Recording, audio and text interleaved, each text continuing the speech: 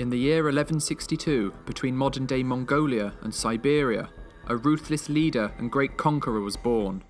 The King of Kings, a brutal barbarian and the founder of the largest connected land empire the world has ever seen. His name? Genghis Khan. Genghis, together with his sons and grandsons, went to war on an immense scale, and in only 25 years, the Mongol army conquered more territory than the Romans had done in 400. By the time of his death in 1227, the Mongol Empire stretched from the Pacific Ocean to the Caspian Sea. Encompassing around 10 million square miles, the empire was vast, measuring the same size as the African continent and larger than the United States, Canada, Mexico, Central America and the Caribbean islands combined, making Genghis Khan one of the most successful military commanders the world has ever known. Born in 1162 to the name Temujin, he was the son of a local chieftain and was said to have been born clutching a blood clot, a sign from heaven that he would become a great warrior. Temujin experienced grief and suffering from an early age, with his father being poisoned by a rival tribe when he was only 9 years old. After his father's death, the tribe abandoned Temujin and his family, as Mongol tribes would only follow a strong and respected leader, forcing them to survive in the harsh conditions of the steppes by themselves. It was during this time that Temujin killed his half-brother, who had been accused of hoarding food while others starved. This allowed Temujin to gain control over the tribe, and soon he was leading it alongside his lifelong friend and blood brother, Jamuka. 10 years later, Temujin understood that his small tribe in the open grasslands of the steppes was weak and exposed, so he sought to bolster his numbers by marrying into a local tribe. He soon found Borte, his first wife. Not only did Temujin gain a loving companion, but more importantly, the fighting force that came with her. Temujin was not fated to have a peaceful life, as it would not be long until adversity returned to him. The powerful Merkit tribe came and raided his camp, killing many and stealing Borte away. Temujin and Jamuka managed to escape and made their way to the local Khan, who had fought aside Temujin's father, begging for help. The Khan accepted their plea, and soon Temujin was at the head of a massive fighting force. Shortly after, he took swift and decisive action against those who wronged him. Heading to the Merkit camp in the mountains of northern Mongolia, he slaughtered the offending tribe, taking his wife back in the process. These cruel conditions Temujin faced in his earlier years helped shape him into the fierce warlord he was to become, and taught him not only how to deal with his enemies, but also the value of forging friendships and alliances. As time progressed, the tribe became divided, as the fundamental differences between the two leaders became apparent. Temujin valued talent wherever it came from, whereas Jamuka thought only those who had a noble birth should be respected. This led to a rift in the tribe and an eventual split, with Jamuka now leading a clan of his own. It would be 2 years until the pair would meet again, in which Jamuka's men slaughtered Temujin's unprepared and outnumbered tribe. The generals Jamuka captured also faced a gruesome death, being boiled alive. When Temujin found out what had happened, he was furious, and it said from that day on he would seek revenge and pledge never to be defeated again. In 1204, the two finally fought each other in a pitched battle, which would be crucial for the survival of the Mongol people and would determine Temujin's position as commander. Tribesmen were trained in both archery and horsemanship, and when the battle began, they used this to deadly effect. Bows were made from wood and animal bone and had a shooting range of 500 yards.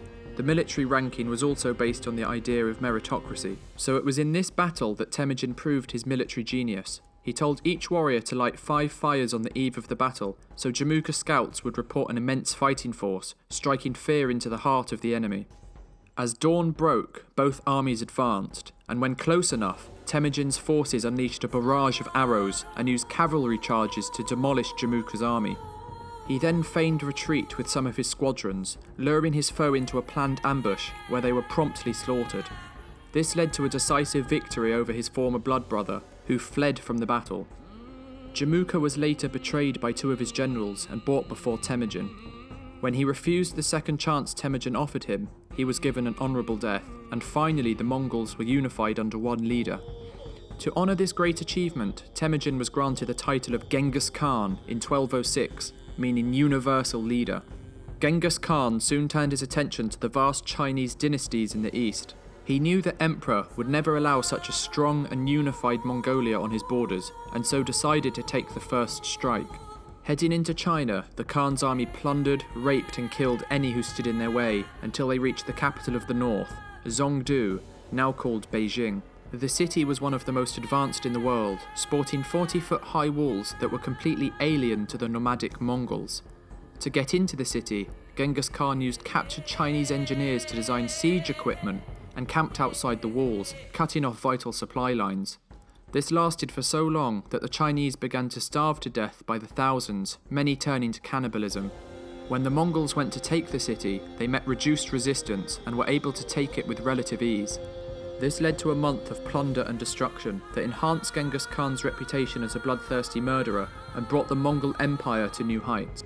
His army continued west after the conquest, managing to reach Eastern Europe, showing little sign of slowing down.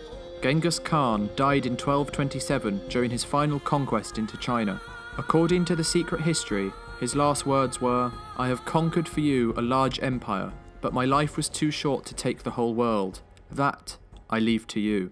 He appointed his son Ogadai as his successor, in the hopes that he could complete the divine mission. Genghis Khan was buried in an unmarked grave, with all those who arranged the funeral apparently executed in order to keep the location a secret. Genghis Khan left a remarkable legacy, not only in blood and warfare, but also in his descendants. As he took the most beautiful women as prizes from every conquest, naturally he had many children. So many, in fact, that recent studies suggest that 1 in every 200 people living today are directly descended from him. Under Genghis Khan's rule, there also developed a complex and sophisticated society, which paved the way for modern-day civilization. The Mongols disregarded race, ethnicity, and class, creating a society based on meritocracy, where individuals were rewarded on ability and talent above all other things. They also practiced religious tolerance, allowing the Mongol Empire to become one of the most diverse in history. In an attempt to unify the feuding tribes of Mongolia, Genghis Khan gave land to each tribe and established a legal system where he laid out uniform punishments so as to create a combined society that abided by the same laws.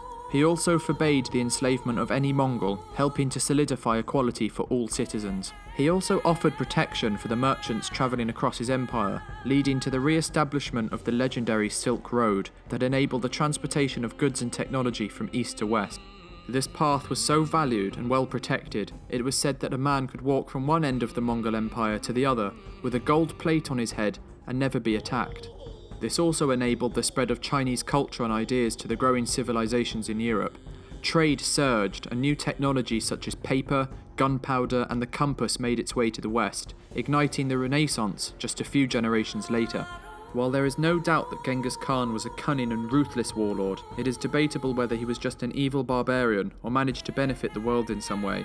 While there is truth to the idea that he was a genocidal maniac, he also created a diverse and equal society under which the trade of both technology and culture flourished. In this way, Genghis Khan started an empire that had a wide and long-lasting impact on civilization in both the East and the West, the repercussions of which can still be felt today.